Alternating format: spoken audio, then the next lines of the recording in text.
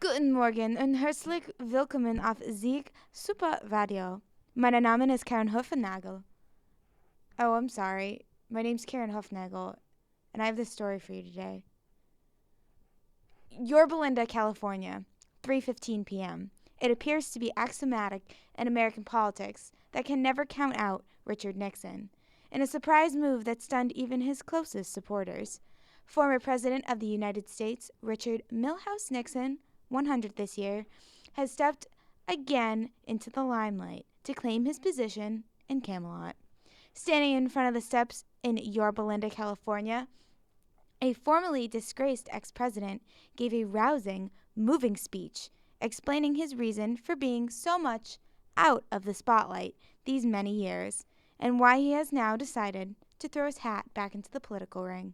He says, and I quote, "I've been living the life of a retired family man, playing with my grandchildren, reading them stories of brave knights and heroic journeys.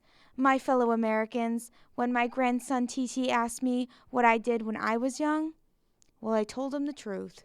And after 3 hours, we both just sat there and cried. And I realized that there was more of Richard Milhouse Nixon to offer. It was time to make my mark in the political arena, time to bring Pat back to the White House, and time to bring order and integrity back to America." Immediately following Nixon's remarks, the White House issued the following statement.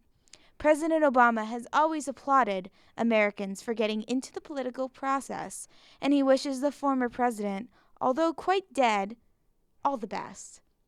It may not, however, be all peaches and cream for Mr. Nixon's GSR's own legal scholar, Diana Singer, who has extensively studied dead ex-presidents who run for office, and she had this to say.